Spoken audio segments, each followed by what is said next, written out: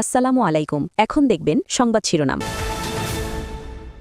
জাতীয় স্মৃতিসৌধে প্রধানমন্ত্রী তারেক রহমান ও মন্ত্রিপরিষদ সদস্যদের শ্রদ্ধা পুষ্পস্তবক অর্পণ করলেন জিয়াউর রহমান ও খালেদা জিয়ার সমাধিতে।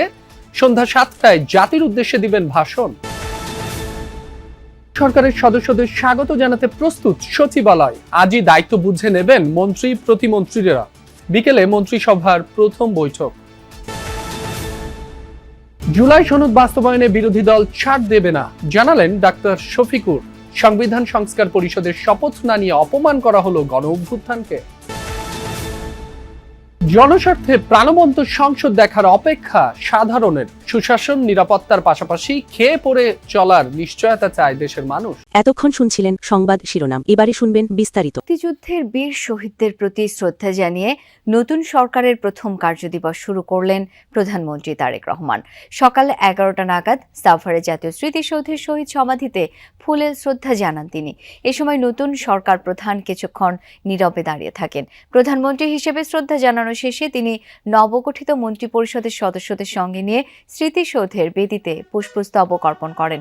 এরপর স্মৃতিসৌধের পরিদর্শন বইয়ে সই করেন প্রধানমন্ত্রী তারেক রহমান।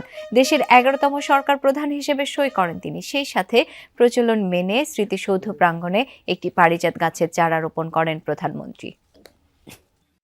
মুক্তিযুদ্ধ হচ্ছে দেশের জন্মের যুদ্ধ, আর 24 হচ্ছে আমাদের স্বৈরাচার নিপাতের করে একটি গণতান্ত্রিক অর্ডার ফিরিয়ে আনার যুদ্ধ। সুতরাং দুইটারই দুই ভ্যালু আছে, মূল্যবোধ আছে, দুটাকে রেসপেক্ট করতে হবে। তবে মুক্তিযুদ্ধের যার বিনিময়ে বাংলাদেশ হয়েছে, তো সেটা তো আমাদের প্রাথমিক দায়িত্ব। আজকে প্রথম মন্ত্রিসভা থেকে আমরা দায়িত্ব নিয়ে কাজ শুরু করব স্বপ্নের বাংলাদেশ তৈরির। যেই স্বপ্ন আমাদের মাননীয় প্রধানমন্ত্রী দেশবাসীকে দেখিয়েছেন, যেই স্বপ্নের উপরে আস্থা রেখে আমাদেরকে দেশবাসী বিপুল ভোটে জয়যুক্ত করেছেন। সো এই যাত্রা এখন থেকে শুরু হলো ইনশাআল্লাহ। স্মৃতিসৌধে শ্রদ্ধা নিবেদনের পর প্রধানমন্ত্রী তারেক রহমান যান বিএনপির প্রতিষ্ঠাতা শহীদ রাষ্ট্রপতি জিয়াউর রহমান এবং সাবেক প্রধানমন্ত্রী বেগম খালেদা জিয়ার সমাধিসৌধে। দুপুর 12টা নাগাদ সেখানে পৌঁছে ফুলেল শ্রদ্ধা জানান তিনি। পরে মন্ত্রিসভার সদস্যদের নিয়েও পুষ্পস্তবক অর্পণ করেন নবাগত সরকার প্রধান। পরে জিয়াউর রহমান ও বেগম খালেদা জিয়ার রুহের মাগফিরাত কামনায় দোয়া ও মোনাজাত হয়। তাতে শরীক হন প্রধানমন্ত্রী সহ উপস্থিত সবাই। এরপর তিনি রওনা হন সচিবালয়ের উদ্দেশ্যে। সেখানে একাধিক বৈঠকে অংশ নেওয়ার কথা রয়েছে প্রধানমন্ত্রীর। এ সময় সাংবাদিকরা প্রশ্ন করলে কয়েকজন মন্ত্রী প্রতিমন্ত্রী দেন সুষ্ঠুভাবে দেশ ও সরকার পরিচালনার প্রতিশ্রুতি।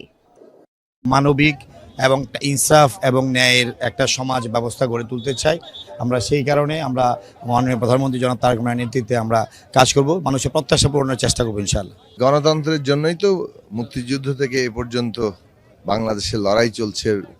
আমাদের যে শহীদরা তাদের আত্মত্যাগ করেছেন, রক্ত দিয়েছেন, কাজেই মূলত রক্তের ঋণটাই আমরা সবাই আবদ্ধ এবং সেই ক্ষেত্রেই দায়বদ্ধ। ভালো ক্রিয়াঙ্গন এবং ক্রিয়াঙ্গনের মাধ্যমে যাতে আগামী বাংলাদেশের যাতে রাজনীতিতে একটি গুণগত পরিবর্তন আসে, সেটার বিষয়ে আমি সর্বাত্মকভাবে চেষ্টা করব।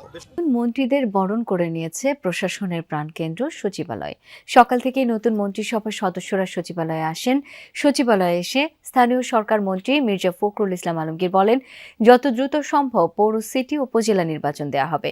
বলেন, দেশ গঠনের চ্যালেঞ্জ নিয়ে এসেছি, মন্ত্রিসভায় মানুষের সমস্যা সমাধান করার চেষ্টা করা হবে। এ সময় স্থানীয় সরকার মন্ত্রী বলেন, মব সন্ত্রাস সহ আইন শৃঙ্খলার অবনতি যা হয়েছিল এই নিয়ে আরো কাজ করতে হবে। এ সময় তিনি বলেন, রোজা শুরু হচ্ছে, দ্রব্যমূল্য নিয়ে মন্ত্রিসভায় আলোচনা হবে।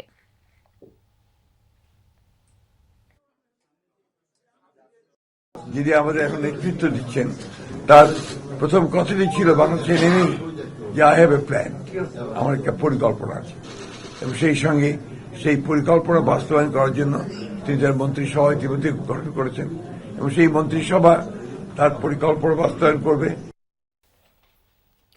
এদিকে পৃষ্ঠপোষকতার অর্থনীতি চলবে না, সাফ জানিয়ে দিলেন নতুন অর্থমন্ত্রী আমির খসরু মাহমুদ চৌধুরী। সচিবালয়ে সাংবাদিকদের তিনি বলেন, লেভেল প্লেইং ফিল্ড থাকতে হবে এবং বাংলাদেশের প্রতিটি মানুষ সুযোগ পাবেন। জানান, রাষ্ট্রীয় প্রতিষ্ঠানগুলোর অবস্থা খুব খারাপ, পেশাদারিত্ব ফিরিয়ে আনায় বড় চ্যালেঞ্জ। স্বচ্ছতা প্রতিষ্ঠার পাশাপাশি বাড়াতে হবে দক্ষতা ও সক্ষমতা। বলেন, অর্থনীতির গণতন্ত্র প্রয়োজন, দেশের অর্থনীতি সকল মানুষের জন্য হতে হবে। একটি পৃষ্ঠপোষকতার অর্থনীতি আমরা চলতে দিতে পারি। বাংলাদেশের অর্থনীতি সকল মানুষের জন্য হতে হবে, লেভেল প্লেইং ফিল্ড থাকতে হবে এবং বাংলাদেশের প্রতিটি মানুষের যাতে সুযোগ থাকে অর্থনীতিতে অংশগ্রহণ করার জন্য। সড়ক পরিবহন মন্ত্রী শেখ রবিউল আলম বলেন, সড়ক, রেল ও নৌ মন্ত্রণালয়ে যেসব অবকাঠামোগত সমস্যা আছে তা খতিয়ে দেখে ব্যবস্থা নেওয়া হবে। যেসব সড়ক রাস্তায় সমস্যা আছে আলোচনা করে সংস্কার করা হবে। দুর্নীতি রোধ ও স্বচ্ছতা আনা হবে মন্ত্রণালয়ে। মন্ত্রী, প্রতিমন্ত্রী সহ 3 জন দায়িত্বে, কাজের ধরন দেখে মন্ত্রণালয় ভাগ করা হবে 2 প্রতিমন্ত্রীর মাঝে। দর্শক, এই মুহূর্তে সচিবালয়ে রয়েছেন আমার সহকর্মী আলমগীর স্বপন। যাচ্ছি তার কাছে। স্বপন, এখন পর্যন্ত কোন কোন মন্ত্রী, প্রতিমন্ত্রী সচিবালয়ে এলেন, ক্যাবিনেট মিটিং হবার কথা, সেটার কি আপডেট জানাবেন আমাদের? প্রধানমন্ত্রী তারেক রহমানের সভাপতিত্বে বিকেল 3টায় আপনার মন্ত্রী পরিষদের বৈঠক অনুষ্ঠিত হবে, প্রথম বৈঠক, আনুষ্ঠানিক বৈঠক। আর এরই মধ্যে সেখানে সার্বিক পরিস্থিতিতে আলোচনা হবে এবং জানেন যে কাল থেকে রমজান শুরু হচ্ছে। তো এই রমজানের যে দ্রব্যমূল্যের যে অবস্থা, সেই দ্রব্যমূল্য নিয়েও সেখানে আলোচনা হবে, সার্বিক আইন শৃঙ্খলা পরিস্থিতিতে আলোচনা হবে। আর এর পাশাপাশি আপনি জানেন যে এই মন্ত্রিসভায় 24 জন মন্ত্রী, 25 জন প্রতিমন্ত্রী আপনার নিয়োগ দেওয়া হয়েছে এবং সব মন্ত্রী সচিবালয়। সংবিধান সংস্কার পরিষদের শপথ না নেওয়ার মাধ্যমে জুলাই গণঅভ্যুত্থানকে অপমান করা হয়েছে। তবে সরকার যদি জুলাই সনদ বাস্তবায়নের উদ্যোগ না নেয়, বিরোধী দল ছাড় দেবে না, এই মন্তব্য করেছেন বিরোধী দলীয় নেতা ও জামায়াতে ইসলামের আমির ডাক্তার শফিকুর রহমান। সকালে মিরপুরের 60 ফিট এলাকার মণিপুর স্কুলের সামনে পরিষ্কার পরিচ্ছন্নতা কর্মসূচিতে অংশ নেন তিনি। বলেন, প্রতিদিন ফজরের পর অন্তত 1 ঘন্টা ময়লা পরিষ্কার করা হবে। মিরপুর কাফরুলকে মডেল এলাকা হিসেবে গড়ে তোলা হবে। তার প্রত্যাশা, সরকার এই কাজে ফান্ডিং ঠিক রাখবে। ঢাকায় থাকলে প্রতিদিন ময়লা পরিষ্কার করবেন, রাজধানীর বাইরে থাকলেও একই কাজ করবেন, জানান আমির।